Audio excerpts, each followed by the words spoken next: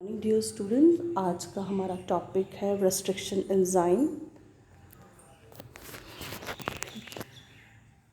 प्रतिबंधित एंजाइम एक प्रोटीन है जो एक विशिष्ट छोटे न्यूक्लियोटाइड अनुक्रम को पहचानता है पहले तो, और उसको एक विशिष्ट साइट पर डीएनए को काटता है। पहले वो जो न्यूक्लियोटाइड की एक सीक्वेंस होती है या डीएनए होता है, उसमें एक साइट या जगह जहाँ पर एक विशिष्ट अनुक्रम होता है उसको पहचानता है पहले तो, और उसको एक स्पेसिफिक प्लेस पे काटता है, जिसे प्रतिबंधित स्थल या लक्ष्य अनुक्रम के रूप में जाना जाता है।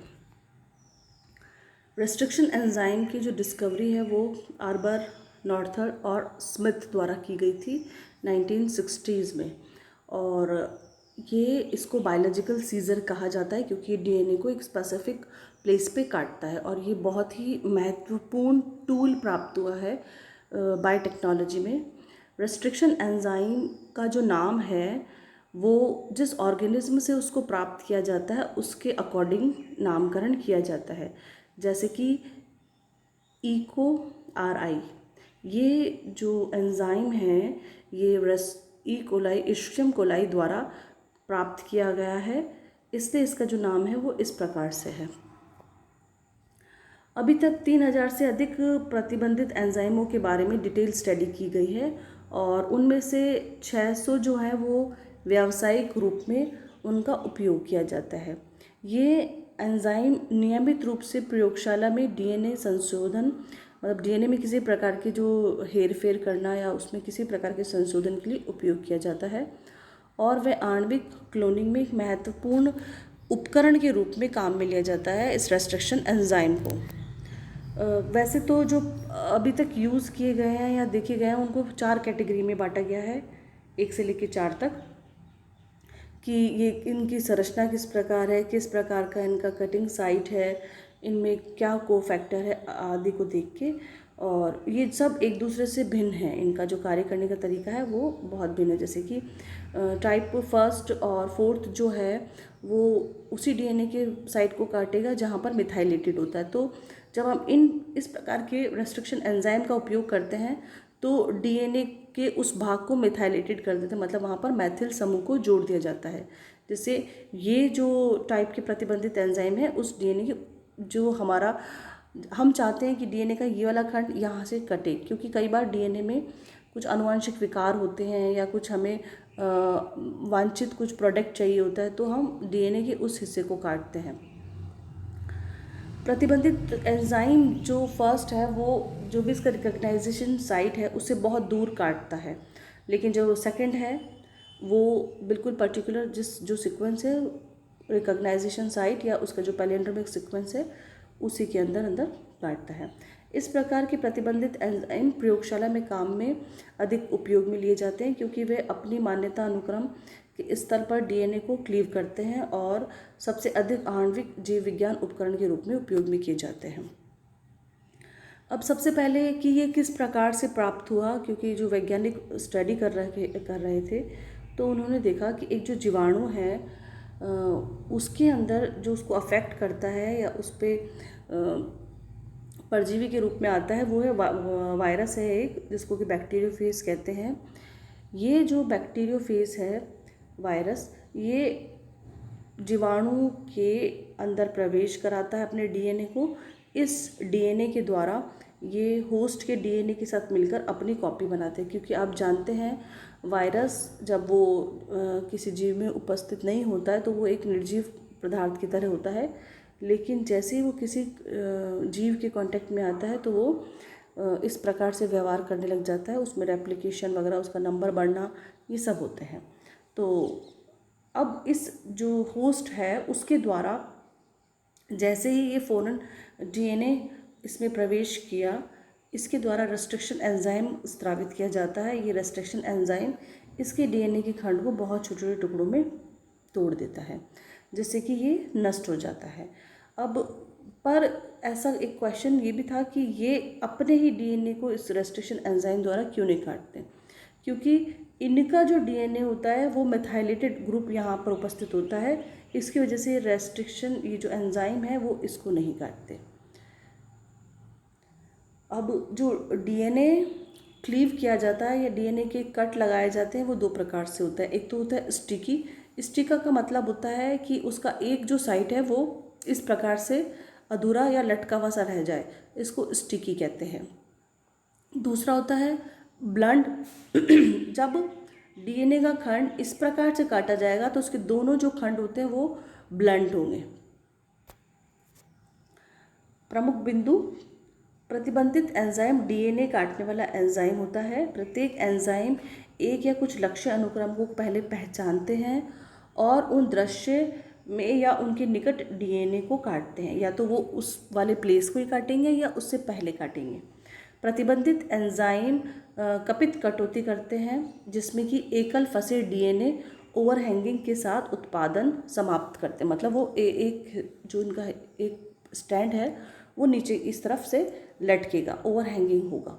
हालांकि कुछ उत्पाद कुंद समाप्त होते हैं, मतलब उनके जो सिरे होते हैं वो ब्लंट होते हैं। डीएनए लाइगेज एक और एंजाइम है जो ये खंड टूट गए हैं उनको वापस जोड़ने का काम करते हैं। तो रेस्ट्रिक्शन एंजाइम और लाइगेज जो है वो काफ़ी उपयोग में लिए जाने वाले एंजाइम हैं। कई प्रतिबंधित एंजाइम अपनी मान्यता साइट पर या उसके पास फंसे हुए कट बनाते हैं और बिल्कुल ओवरहैंगिंग के साथ समाप्त होते हैं। डीएनए लाइगेज जो है वो गैप जो बन जाता है कई बार डीएनए में, उसको भी भरने का या सील करने का काम किया जाता है। ये कुछ एंजाइम हैं एग्जाम्पल के रूप में, जैसे ये यहाँ पर अलग अलग एग्जाम है, BAM-H1, इकोलाई, हिंथर्ड। ये जिन भी ऑर्गेनिज्म से प्राप्त होते हैं उनका नाम है। जैसे हम इकोलाई R1 का एग्जाम्पल ले चुके हैं, एर्शियम कोलाई RY38, और ये इनकी टारगेट सीक्वेंस है। जैसे बेसिलस एमाइलो लिक्विफेरेंस की सीक्वेंस है GGATCC। तो ये एक स्टैंड है डीएनए का जो कि 5' से 3' की ओर चलेगा। दूसरा सीक्वेंस इस प्रकार से होगा जो कि वो भी 5' से 3' की तरफ इस तरह लगेगा, और दोनों स्टैंड पर यही सीक्वेंस होगी लेकिन एक दूसरे के अपोजिट। मतलब वो यहाँ से इस तरह से चलेगा और वो ये। तो अब जो कट होगा वो जी और जी के बीच में लगेगा। तो पहले इन एंजाइमों के द्वारा इस सीक्वेंस को पहचाना जाता है और जो कट होता है वो जी और जी के बीच में लगेगा। ये इस प्रकार अधिकतर जो है ये ओवरहैंगिंग वाला है। एक जो है ये है ब्लंट कटिंग वाला, जिसमें वो ब्लंट रूप से कट करता है। प्रतिबंधित एंजाइम जो है वो बैक्टीरिया से प्राप्त हुए हैं, लेकिन आजकल कुछ आर्टिफिशियल रेस्ट्रिक्शन एंजाइम भी बनाए जाते हैं।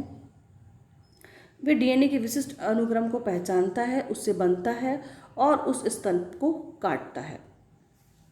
अब हम एक एग्जाम्पल लेते हैं किस प्रकार से ये क्रिया होती है। ये एक सीक्वेंस है ई कोलाई की। इसमें GAATTC, ये यहाँ से अगर 5' से 3' की तरफ पढ़े तो इस प्रकार होगा, और यहाँ से पढ़े तो भी वही सीक्वेंस होगा। इसे पैलिएंड्रोमिक सीक्वेंस या पैटर्न कहते हैं। अब यहाँ पर इस सीक्वेंस को इस enzyme E coli R1 restriction enzyme द्वारा रीड आउट किया है, इसको पहचाना गया है। पहचानने के पश्चात इसको यहाँ से ये कट लगा दिया G और A के बीच में। यहाँ पर भी G और A के बीच में कट लगाने के बाद ये इस तरह से चिपचिपे या ओवरहैंगिंग प्रकार के कट प्राप्त हुए हमें।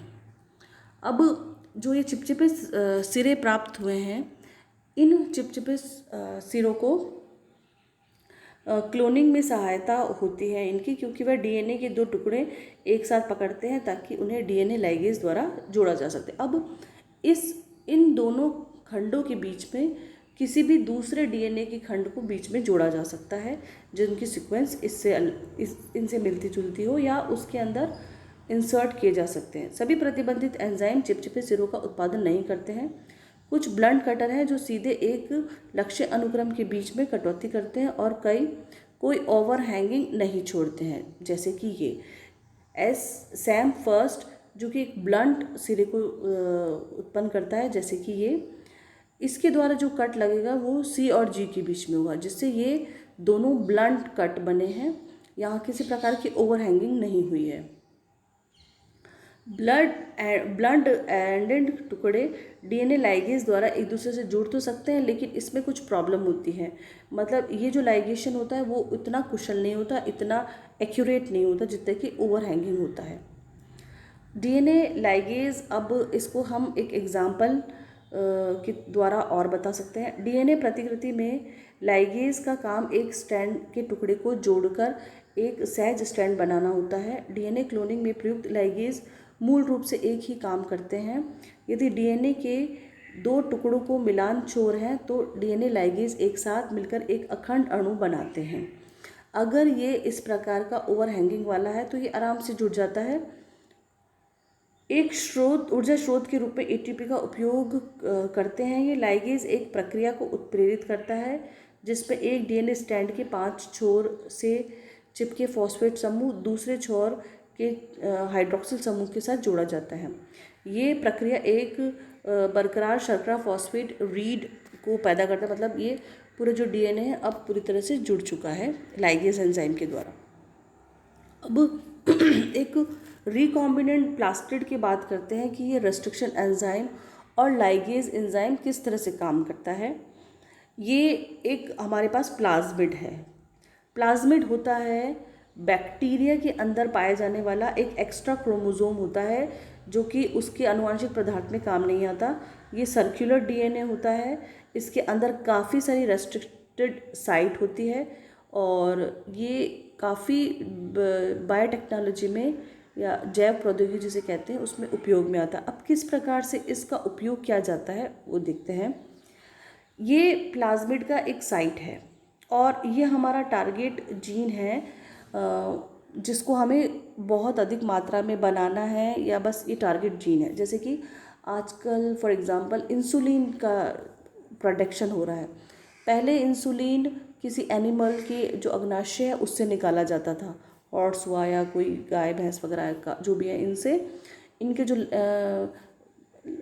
जो पैनक्रियास होता था उसमें से निकाला जाता था, अग्नाशय में से।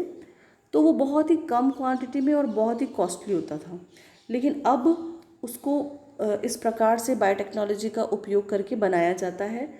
तो अब ये टारगेट जीन कोई भी हो सकता है जो हमारा इंटरेस्ट का जीन है, जो कुछ एक ऐसा प्रोडक्ट उत्पन्न करता है जो कि हमें बहुत अधिक मात्रा में चाहिए।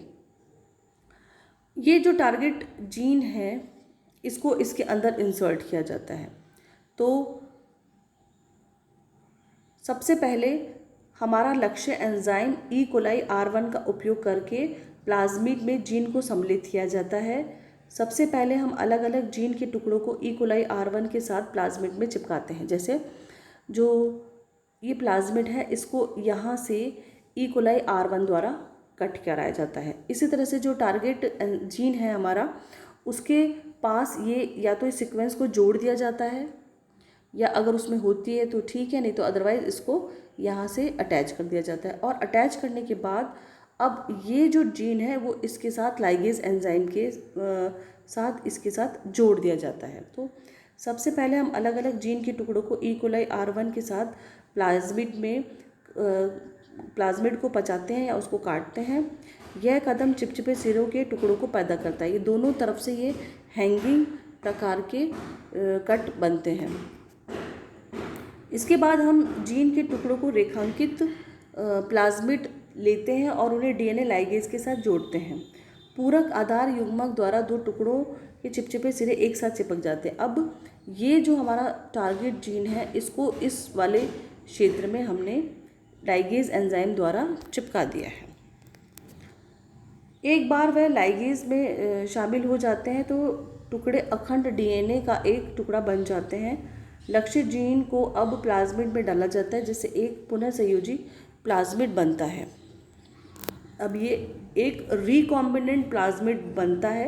एक रिकॉम्बिनेंट भी पूछा जाता है। रिकॉम्बिनेंट प्लाज्मिड या रिकॉम्बिनेंट डीएनए किसे कहते हैं, जिसमें जो मेन डीएनए होता है उसमें किसी और डीएनए को इंसर्ट करके जो रिकॉम्बिनेशन बनाया जाता है उसको रिकॉम्बिनेंट डीएनए कहा जाता है। Thank you.